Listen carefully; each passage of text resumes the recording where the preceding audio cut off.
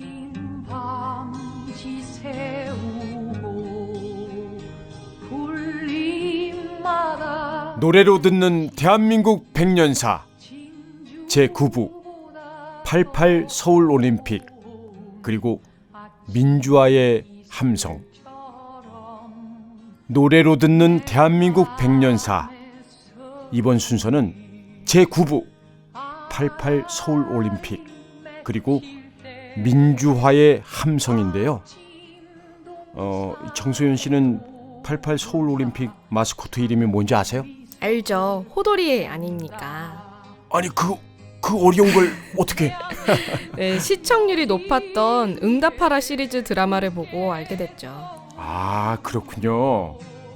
TVN이란 채널에서 2015년에 방송된 드라마 응답하라 1988은 88 서울올림픽 이야기뿐만 아니라 당시 사회를 세밀하게 잘 표현해 주었습니다. 요즘은 마음만 먹으면 대한민국에서 만든 콘텐츠를 세계 어느 곳에서든 쉽게 볼 수 있죠. 재외동포 여러분도 기회가 되면 한번 응답하라 시리즈 드라마를 보셔도 괜찮을 것 같아요. 대한민국이 걸어온 지난날에 엿볼 수 있습니다. 다시 이야기를 88 서울올림픽으로 가져가 보겠습니다.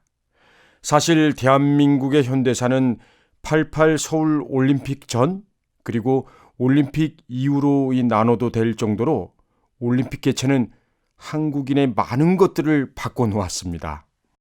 저는 코리아나라는 혼성그룹이 부른 손에 손잡고라는 노래가 가장 먼저 떠오르는데요. 영문 제목은 핸드인 핸드였죠. 88 서울올림픽 개막식은 코리아나의 손에 손잡고로 장식됐는데요. 당시 개막식 장면의 그 뜨겁고 감격적인 현장의 소리를 그대로 들어보겠습니다. 꽃이 상징하는 식물의 세계, 그 동물이 상징하는 동물의 세계, 그리고 사람까지 세계의 모든 살아있는 것들이 모여있는 자리입니다.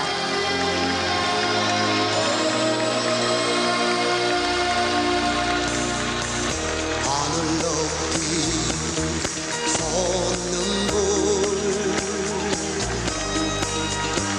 우리들 가슴 고동치게 하네.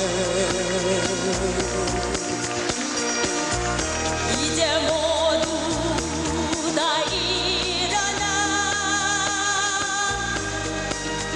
영원히 함께 살아가야 할 길 나서자. 뭐랄까. 노래가 속도가 빠르거나 흥겹고 그런 건 아니지만 상당한 무게감과 품격이 느껴지는 곡인 것 같습니다. 이 서울올림픽의 주제가 손에 손잡고는 이탈리아 작곡가 조르조 모로도가 만들고 노래는 한국인 혼성그룹 코리아나가 불렀는데요. 워낙 이 완성도가 높아서인지 곡이 공개되자마자 유럽 음악 차트 상위에 오른 수작입니다. 코리아나는 어떤 그룹이었나요? 이승규, 이용규, 이예숙 이 세 명의 멤버는 친남매였습니다. 그리고 이 홍화자도 친척벌 되는 사람으로 구성된 가족 혼성 그룹이었는데요. 원래 아리랑 싱어즈란 이름으로 미팔군 무대에서 공연을 하다가 동남아와 중동을 거쳐 유럽까지 진출하여 활동을 했습니다. 그들의 음악이 유럽 방송에 소개될 때마다 일본 출신으로 잘못 소개되었답니다. 아니, 아리랑 싱어즈라는 이름이 있는데 왜 그렇게 된 건가요? 그때만 해도 이 아리랑이 한국의 전통 노래인지 모르는 유럽 사람들로서는 아시아에서 왔다고 하면 당연히 일본 사람인 줄 알았던 거죠. 그런 사연이 있었네요. 그래서 1982년 팀 이름을 아예 이 코리아나로 바꿔서 활동을 했는데 저는 그것이 한국을 알리는데 작지 않은 기여를 했다고 생각합니다.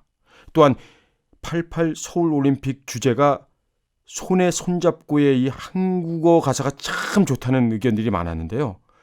이 곡을 작사한 김문환 교수는 이전에 한 번도 이 대중가요 작사를 해본 적이 없었다고 하네요.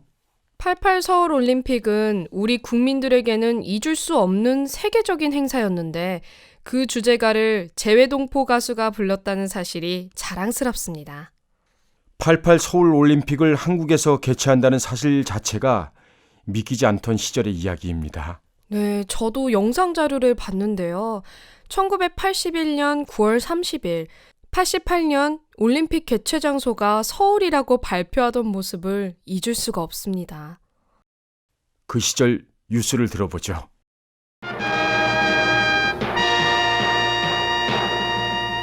à la ville de Séoul.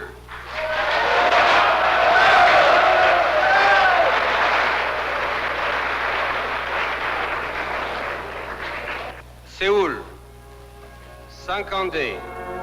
Séoul, 52. 52대 27, 일본 나고야를 압도적으로 누르고 독일 바덴바덴에서 88년 올림픽 개최 유지가 서울로 결정되었습니다. 우리나라는 근대 올림픽을 개최하는 14번째 나라이고 아시아에서는 2번째, 그리고 개발도상 국가에서는 처음으로 열리게 된 나라입니다. 88년 올림픽을 주최하게 된 기쁨과 감격을 함께 나누면서 성대하고 모범적인 올림픽을 준비하기 위해 온 국민의 단합된 힘이 한데 뭉쳐져야 하겠습니다. 감격적인 순간이었습니다. 대한민국의 수도 서울이 88 올림픽 개최지 후보로 가장 유력했던 나고야를 제치고 근대 올림픽을 개최하는 14번째 국가가 된 것입니다. 당시 국제올림픽위원회 사마란치 위원장이 단상에서 세울 꼬레아라고 했던 말이 귓가에 맴도는 것 같아요. 예, 1981년 우리나라 1인당 국민소득은 일본의 10분의 1에 불과했습니다. 상식적으로는 가능한 일이 아니었습니다. 역대 올림픽을 개최한 나라들은 모두 잘 사는 선진국이었습니다. 가난한 나라는 올림픽을 유치할 수 없다는 상식이 깨지는 순간이었죠. 그렇습니다. 1980년 모스크바 올림픽, 1984년 LA 올림픽에서는 각각 미국과 소련이 불참하여 반쪽 올림픽이 되었지만 88 서울 올림픽은 모두 참석하여 평화의 올림픽이 되었습니다. 평창 올림픽이 평화 올림픽이 된 것도 이미 경험이 있었던 것이군요. 이후 88 서울 올림픽은 기적처럼 성공했습니다. 여기서 88 서울 올림픽의 또 다른 주제가를 들어보죠. 김연자가 부릅니다. 아침의 나라에서.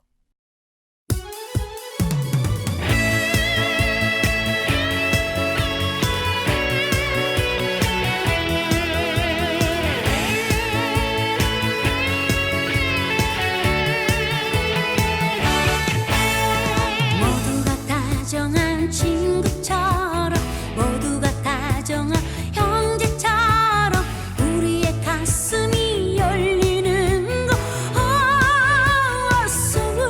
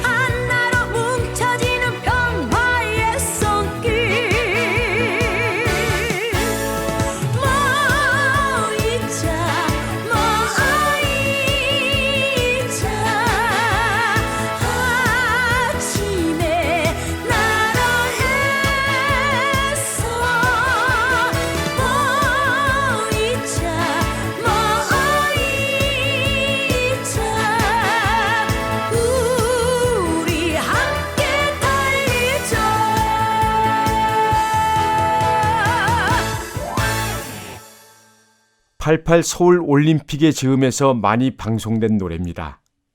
드라마 응답하라 1988에도 이 노래가 나오던데 원래 이 노래가 올림픽 주제가였다면서요? 맞습니다. 아침의 나라 이 노래는 사실 손에 손잡고 이전에 88 서울 올림픽 주제가로 선정된 노래였습니다. 그런데 왜 주제가가 바뀌게 된 거죠?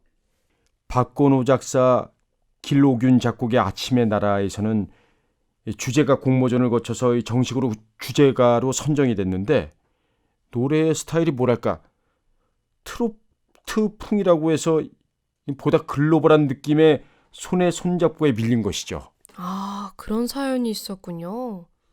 그래도 이 김연자 씨는 일본에서 아침의 나라를 일본어로 개사해서 전성기를 누렸다고 합니다. 일본 오리콘 차트 엔카 부문 1위를 15번 차지한 곡이 아침의 나라에서였습니다. 특히 후렴구의 서울 코리아라는 가사는 번역하지 않고 한국어 그대로 불렀다고 하네요. 우리 것의 가치에 대해 스스로 자부심을 가져야겠습니다. 그런데 정소연 씨, 네. 외국인들이 왜 우리를 아침의 나라라고 부르는지 아십니까? 그럼요, 알죠. 우리나라의 옛 국호인 조선이 아침조 고울선이란 뜻인데 그걸 번역한 것이고 독일인 선교사 베버 그리고 영국 탐험가 랜도어가 쓴 조선 기행책의 제목이 고요한 아침의 나라였습니다. 오, 그렇습니다. 맞습니다. 네, 그렇게 고요하던 아침의 나라가 88 서울 올림픽을 계기로 세계에 알려지게 됐는데 사실은 에너지가 넘치는 격동의 나라였죠. 그럼요. 전쟁의 폐허로 기억되는 나라가 젊고 힘이 넘치는 미래의 나라로 떠오릅니다.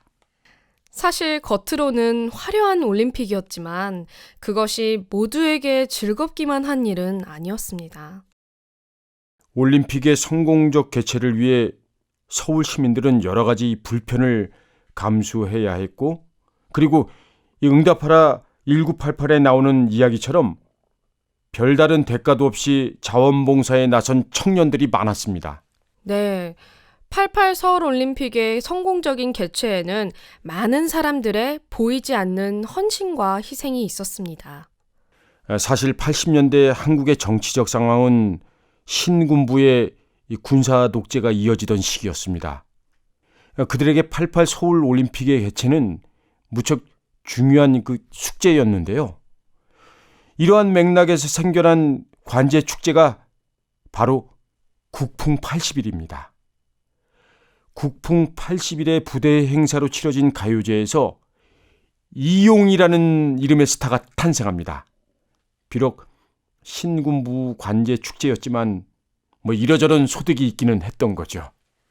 여기서 이용의 노래 들어보죠. 바람이려오.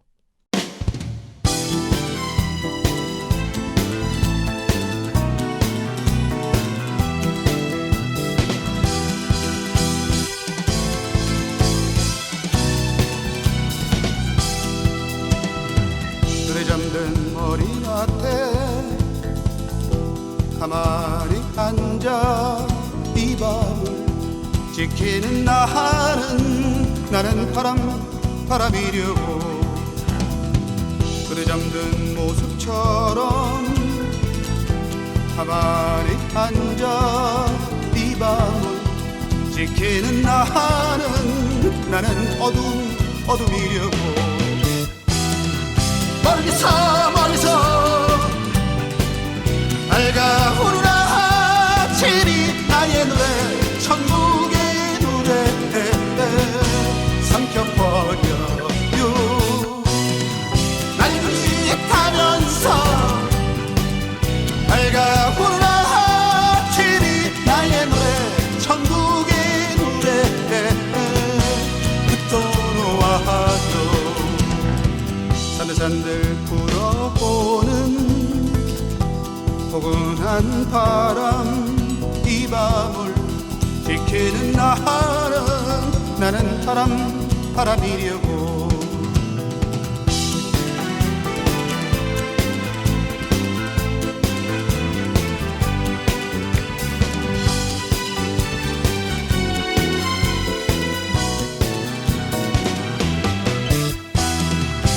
멀리서 멀리서 밝아오는 아침이 나의 노래 천국의 노래 삼켜버려요 날짓하면서 밝아오는 아침이 나의 노래 천국의 노래 떠놓아요 산들산들 불어오는 포근한 바람 이 밤을 지키는 나는 바람이려고 이 밤을 지키는 나는 어둠이려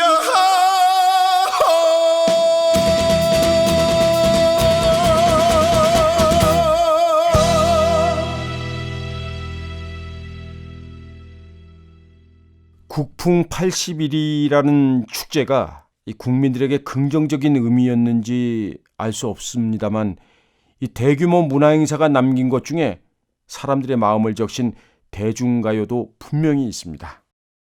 88 서울올림픽 개최지로 정해진 뒤에 많은 외국 언론들을 깜짝 놀라게 한 사건이 있었습니다.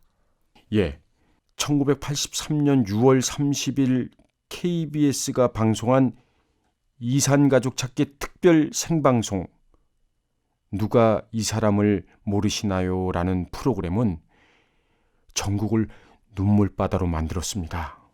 당시 KBS 자료를 통해 방송에서 극적인 상봉을 한 모녀의 상봉 장면을 잠깐 들어보겠습니다. 안순아, 나 엄마 죽은 줄 알았다. 네, 저희 살고예요. 안순아, 엄마 안 죽었네 그래도. 엄마 안 죽었는데 왜 이렇게 안 와? 나 엄마 죽은 줄 알았다. 대구 살아? 나 찾아와야지. 아무리 찾아도 몰랐네. 엄마 어딨나? 안순아, 그렇게 무정하냐?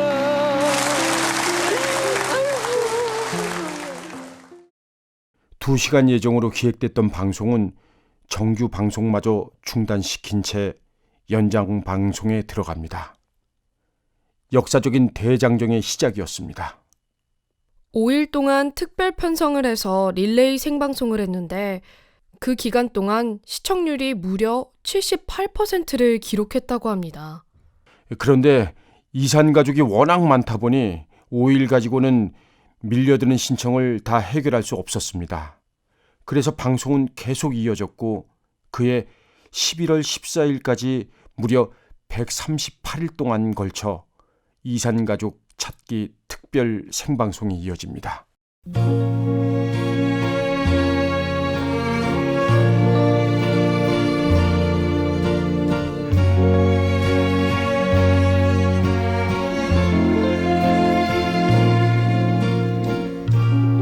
누가 이 사람을 모르시나요? 얌전한 몸매에 빛나는 눈 고운 마음 씨는 달동이 같이 이 세상 끝까지 가겠노 하고 나하고 강가에서 맹세를 하던 이 여인을 누가 모르시나요?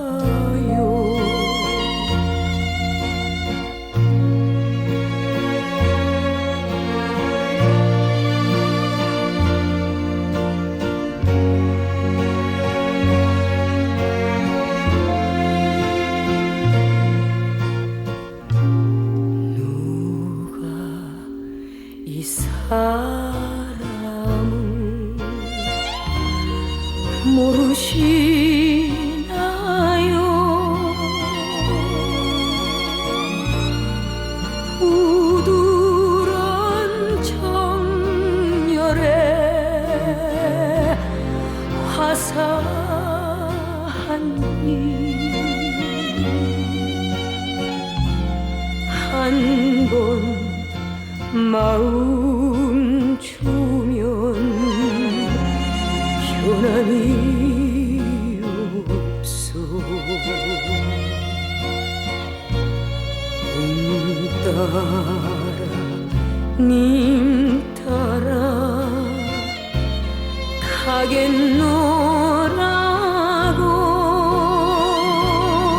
가겠노라고 내 품에 안기어서 맹세를 하던 이 여인을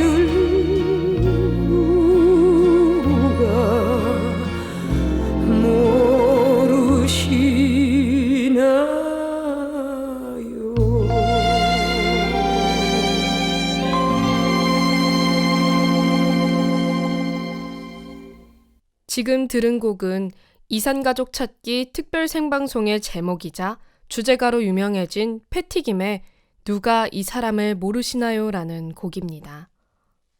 원래는 남과 북이란 영화의 테마곡이었는데 이산가족 찾기 생방송으로 더 유명해진 거죠. 그런데 1983년 이전에도 이미 신문과 라디오에서 이산가족을 찾아주는 캠페인이 있었다면서요? 예, 있었습니다. 하지만 국민적인 호응을 얻지는 못했죠. 그런데 80년대 들어서면서 컬러 TV가 각 가정에 보급되고 통신기술의 발달로 전화기 보급과 방송 네트워크망이 깔리게 된 것이 이산가족 찾기 특별 생방송을 가능하게 했습니다. 기술의 혁신을 통한 미디어의 대중화가 큰 일을 해낸 겁니다. 6.25 전쟁으로 생겨난 1000만 이산가족. 전쟁이 끝나고 30년이 넘도록 서로의 생사조차 모른 채 살아가야 했는데 이제라도 헤어진 가족을 찾을 수 있다는 희망을 갖게 된 거죠. 눈물 없이는 볼 수 없는 이산가족의 감격스러운 상봉 모습에 TV를 보던 이산가족들은 여의도로 몰려듭니다. 여의도 광장은 이산의 사연을 적은 사연들로 가득 채워졌고 그 장면은 외국 언론을 통해 전 세계로 전파됩니다. 지금 부모 형제의 생사를 모르는 상태로 고통의 시간을 보내는 이산가족들이 많습니다. 남과 북으로 갈려 헤어진 이산가족들은 하루라도 빨리 가족을 만나고 싶어 합니다. 이산가족들은 모두 연로하십니다.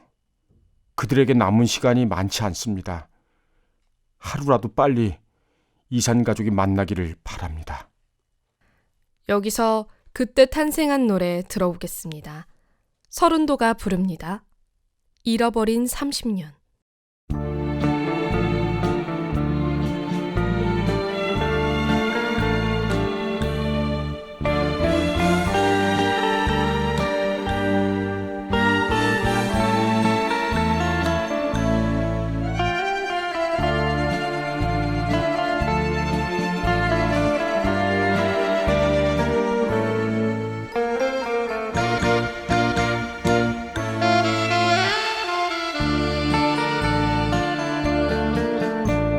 비가 오나 눈이 오나 바람이 부나 그리웠던 30년 세월 의지할 곳 없는 이모 서러워하며 그 얼마나 울었던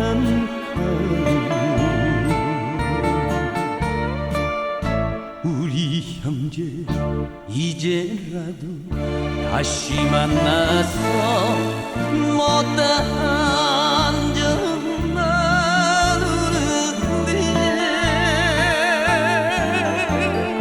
아버님 그 어디에 계십니까 목매이게 불러봅니다.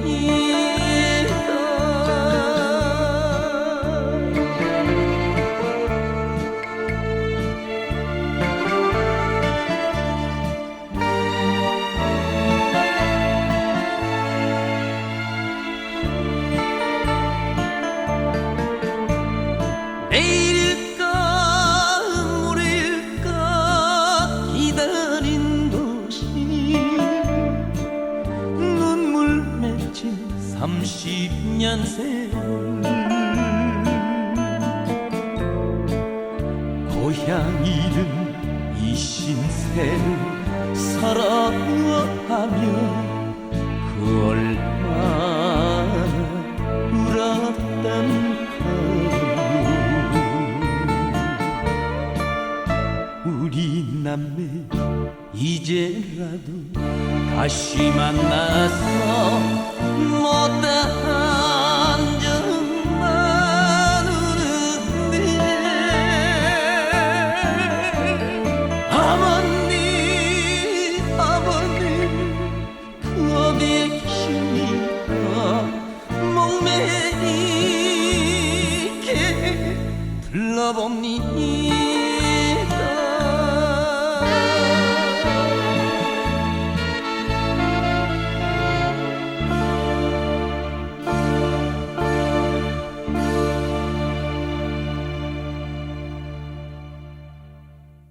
KBS 특별 생방송 이산가족을 찾습니다는 2015년 10월 유네스코 세계 기록 문화유산에 등재됐습니다. 인류가 함께 공감하고 간직할 소중한 기록이 된 거죠.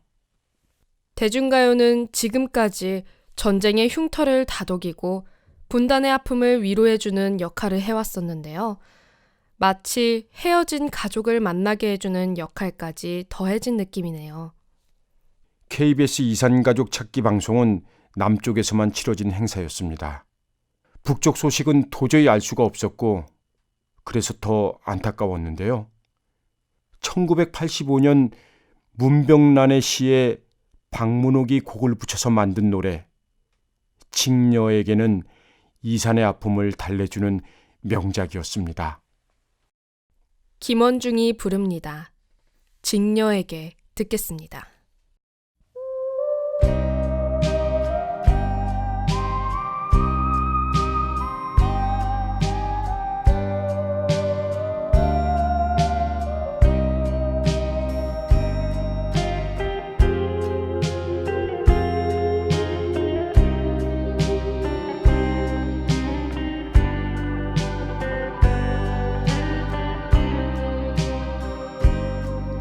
이별이 너무 길다 슬픔이 너무 길다 선체로 기다리기에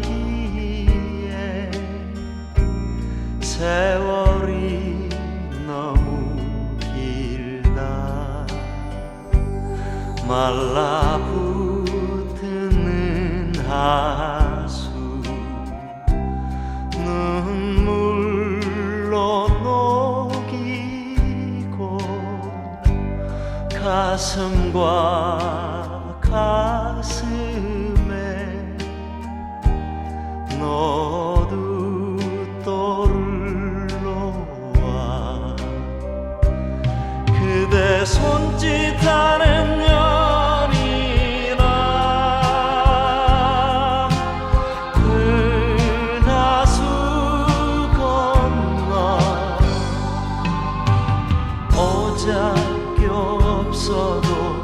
노두돌이 없어도 가슴 딛고 다시 만날 우리들 연이나 연이나 이별은 끝나야 한다 슬픔은 끝나야 한다 우리는 만나야 한다.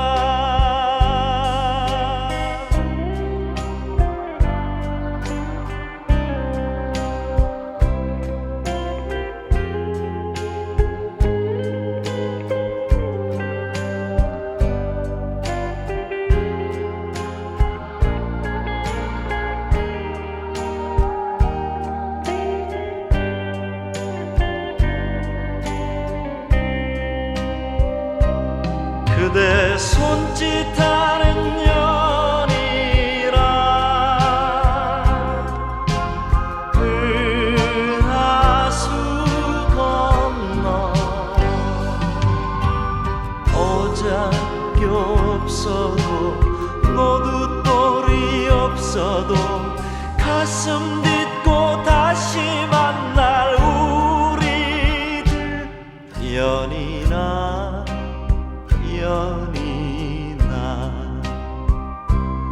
이별은 끝나야 한다 슬픔은 끝나야 한다 우리는 만나야 한다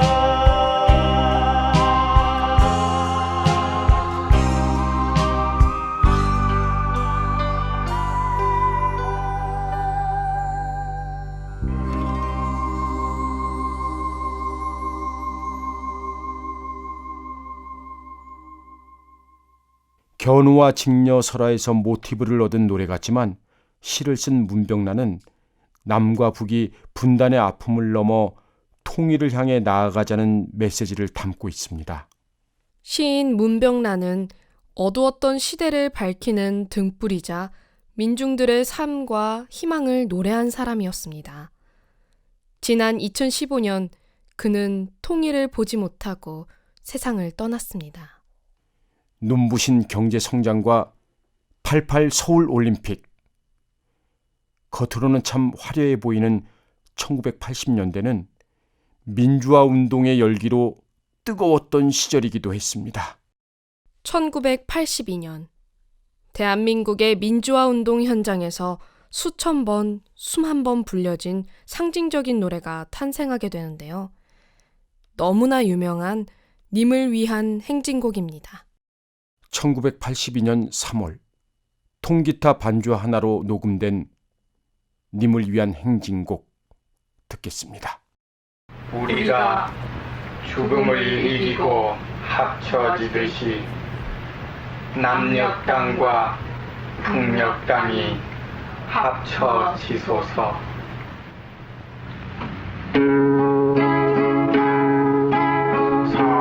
사랑도 명예도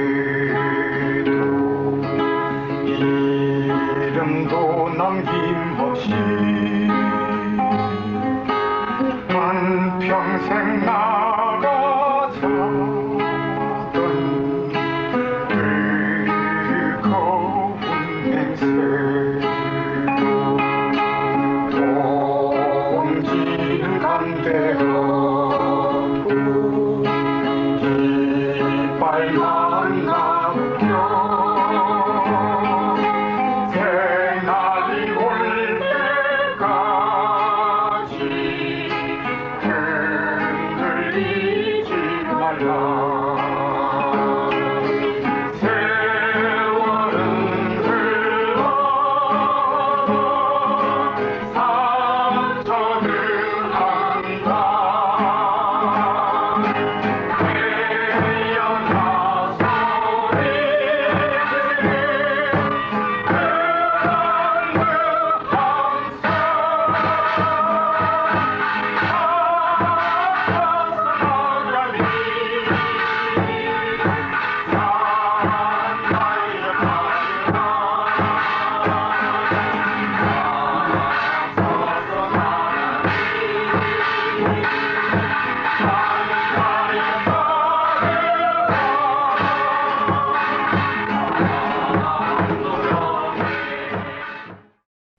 80년대를 살았던 사람이라면 누구나 알 수밖에 없는 노래.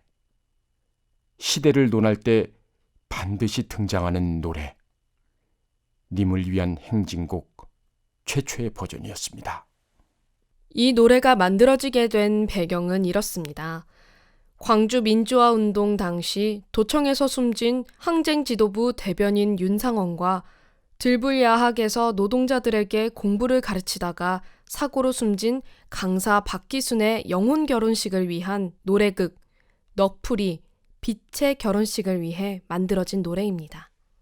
가사는 소설가 황석영 씨가 백귀안의 시 맷 비나리에서 일부 내용을 발췌해서 썼고, 곡은 군입대를 앞둔 김종률이라는 청년이 썼다고 합니다. 그런데 이 노래가 지금은 5.18 광주 민주화 항쟁 기념일에서 의식곡으로 쓰이고 있잖아요. 노래가 가진 힘이 엄청난 거죠. 가요 평론가 강원 씨는 님을 위한 행진곡이란 노래에 어떤 큰 한방이 있다고 합니다. 사람을 전율하게 만드는 에너지가 응축되어 있다는 거죠. 님을 위한 행진곡은 세계 여러 나라의 민주화 현장에서도 불려지고 있어서 화제가 되고 있습니다. 여러 나라 말로 불려지는 님을 위한 행진곡 한번 들어보죠.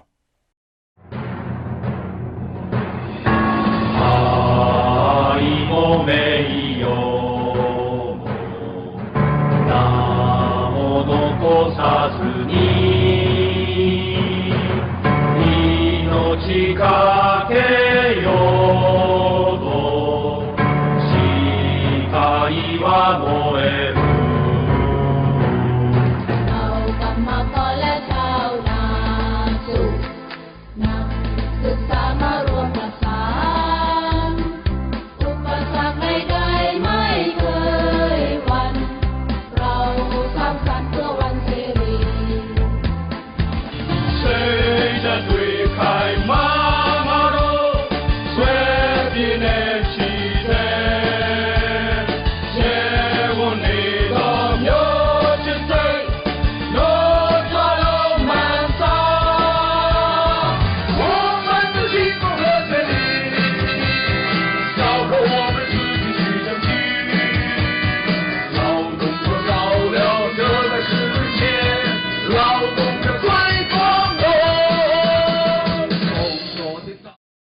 사실 많은 외국인들이 이 대한민국을 부러워하는 이유가 있습니다.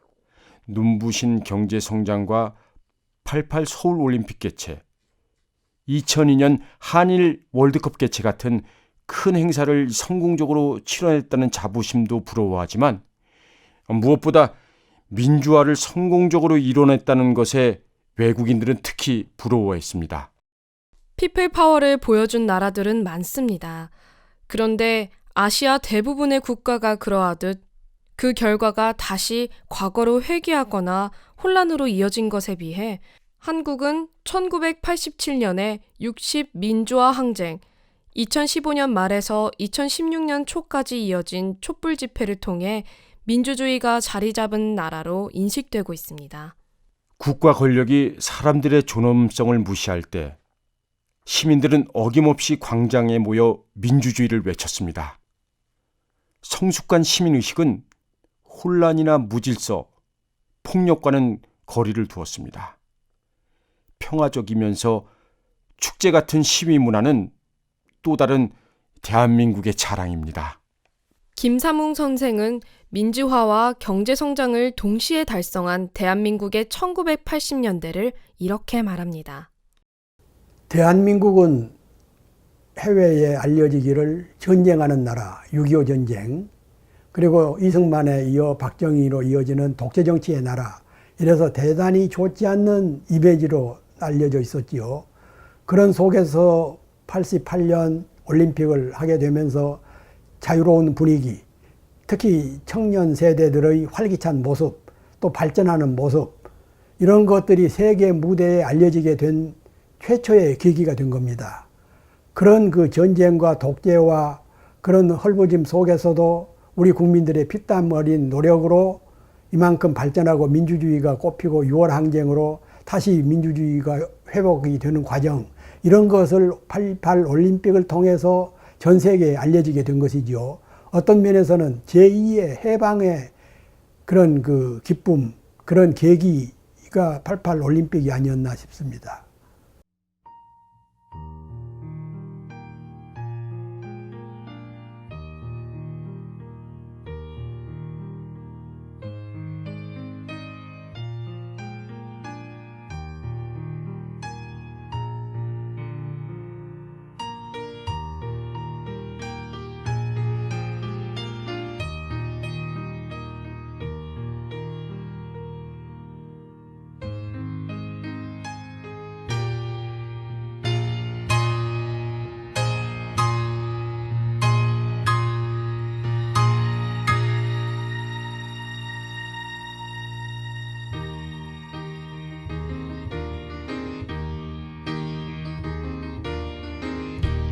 지키는 가슴 안고 사라졌던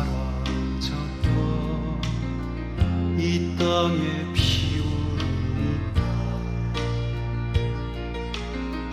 부둥킨 두 팔에 솟아나는 하얀 옷에 핏줄이 있다. 해 뜨는 동해에서 해 지는 서해까지 뜨거운 남도에서 광활한 만주벌판 우리 어찌 가난하리요 우리 어찌 주저하리요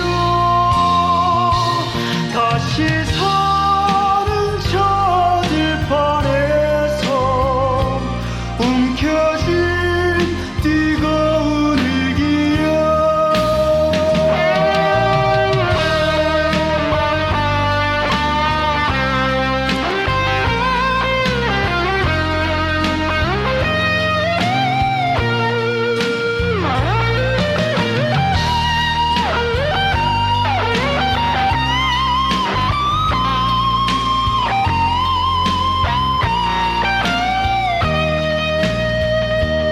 해 뜨는 동해에서 해 지는 서해까지 뜨거운 남도에서 광활한 만주벌판 우리 어찌 가난하리요 우리 어찌 주저하리요 다시 사는 저 들판에서 움켜쥔 뜨거운 일기야. 다시 사는 저 들판에서 움켜쥔 뜨거운 일기야.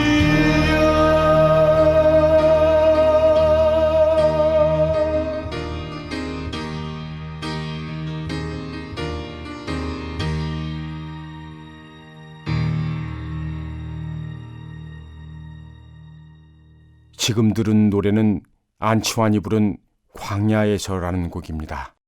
광야에서라는 노래는 80년대에서 90년대로 이어지는 민주화의 과정, 그 역사적 현장에서 많이 불려진 노래입니다. 그렇습니다.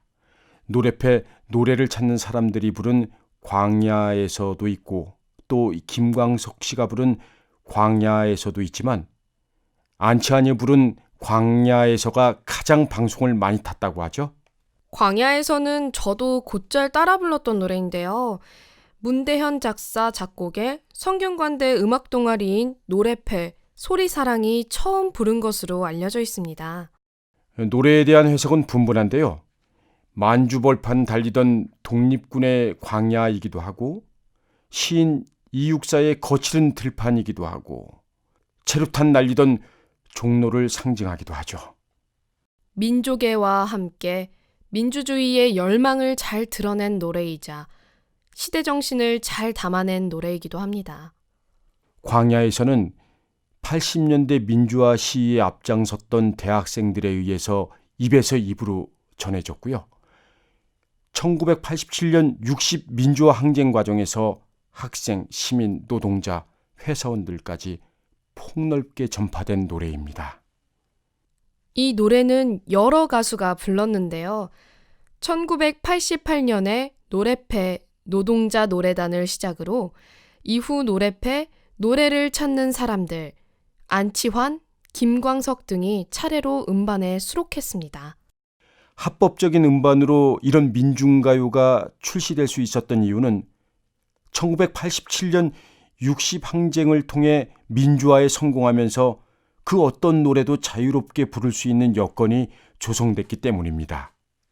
2017년 6월 10일 60 민주화 항쟁 30주년 기념식에서 문재인 대통령을 비롯해 각계각층의 참석자들이 광야에서를 함께 불렀는데요. 공식 석상에서 불려진 것은 처음이라고 합니다. 기념식 현장에서 오케스트라 반주에 맞춰 모두 함께 재창한 노래 광야에서 들어보겠습니다.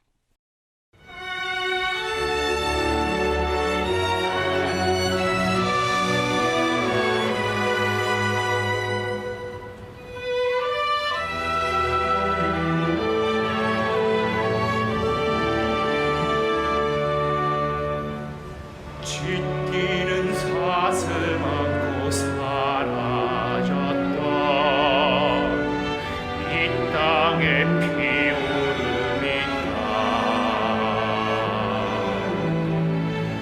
고동킨 두 팔에 솟아나는 하얀 옷에 핏줄기 있다.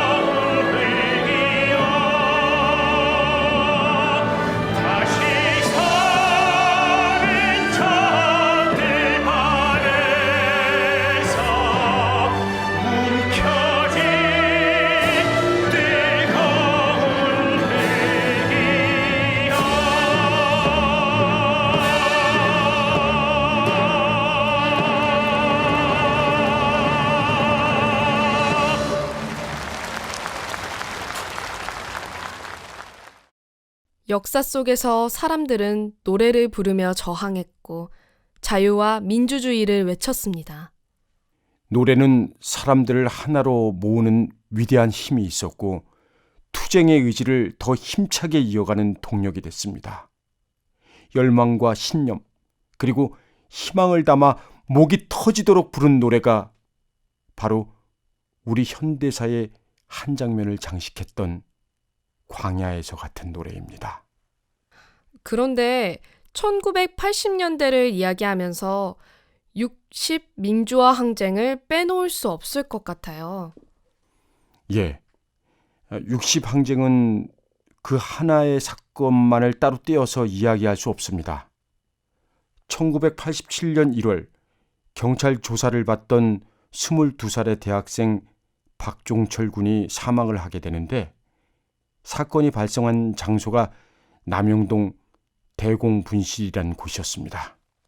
당시 시신을 살피고 현장을 목격한 의사의 양심적인 증언이 나오고 학생과 시민들은 거기에 항의하고 저항합니다. 그리고 그해 6월 10일 서울 전역에서 호언철폐 독재타도의 구호가 터져 나왔는데요. 경찰의 강경 진압이 이어졌고 수천 명의 학생들이 명동 성당 안에 갇히는 초유의 사태가 발생합니다. 시위는 명동 성당 농성으로 끝나지 않았고 다음 날도 부산으로 광주로 대구로 계속 이어졌습니다. 결국 6.29 선언으로 대통령 직선제를 비롯해 수많은 것들을 되찾을 수 있었습니다. 그 과정에 2017년에 개봉해 720여만 명의 관객을 동원한 영화 1987에 소개되면서 30년 전 있었던 일을 잘 모르던 이 청소년들도 이제 우리 현대사를 잘 이해하게 됐습니다. 정인기 씨도 그 영화에 출연했었잖아요. 예, 저는 김승훈 신부 역으로 출연했습니다.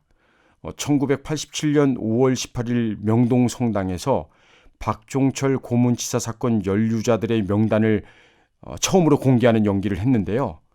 그 내용은 그 실화에 기초한 것이고 당시 종교계가 민주화에 어떤 기여를 했는지를 영화가 기록했다는 의미가 있을 것 같아요. 네, 영화 1987의 테마곡이자 1987년 60 민주화 항쟁을 상징하는 노래 그날이 오면 듣겠습니다.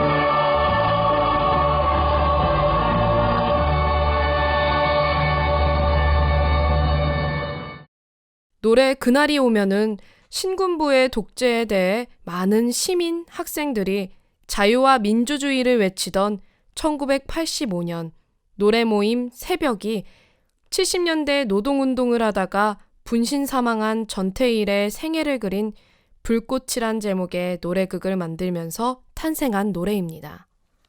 한밤의 꿈은 아니리 오랜 고통 다한 후에 내 형제 빛나는 두 눈에 뜨거운 눈물들로 시작되는 서정적이면서 웅장한 노래 그날이 오면은 문대연의 형 문승연 작사 작곡으로 알려져 있습니다. 서울대의 노래 동아리 메아리 출신 멤버였던 문승연은 당시 억압적인 분위기 속에서 비장함과 서정성이 돋보이는 노래를 여러 곡 만든 사람이었죠. 예, 그렇습니다. 이후 그날이 오면은 1987년 60 민주화 항쟁으로 이어지는 민주화 시위 현장에서 군중들의 합창으로 유명해지면서 김민기가 만든 양희은의 노래 아침 이슬과 더불어 광장에서 합창으로 부르는 노래로 유명해지게 됐습니다. 격정적 감정을 자제하고 이성적인 태도를 유지하면서도 사람의 감성을 크게 뒤흔든 노래. 그날이 오면은 민주화의 열망을 상징하는 노래가 되었습니다. 1989년 노래를 찾는 사람들의 2집 음반에 합창곡으로 정식 수록되었고 지난 2000년에는 국내 한 증권사의 광고에 배경음악으로 쓰일 정도로 대중화된 노래가 되었습니다. 눈부신 경제성장과 민주화의 뜨거운 함성. 각자 따로 떼어놓고 이야기할 수 없습니다. 한국 사회를 끌고 간 수레의 두 바퀴니까요. 그 시절 부르던 노래도 따로 떼어놓고 생각할 수 없죠. 그럼요. 올림픽 주제가 손에 손잡고를 부르다가도 또 어느 시기에는 그날이 오면을 함께 부르며 울고 있었던 날들이었습니다. 시대는 그 시대를 치열하게 살아간 사람들의 역사이고 그들이 부른 노래는 그 시대를 이야기해주고 있습니다. 노래는 그 시절 사람들의 사회와 문화를 들여다보는 소중한 창이 됩니다. 네, 한 시대에 불려진 대중가요에 우리 민족의 정신과 숨결이 살아있음을 다시 한번 느낄 수 있었습니다. 예, 지금까지 노래로 듣는 대한민국 100년사 제9부 88 서울올림픽 그리고 민주화의 함성이었습니다.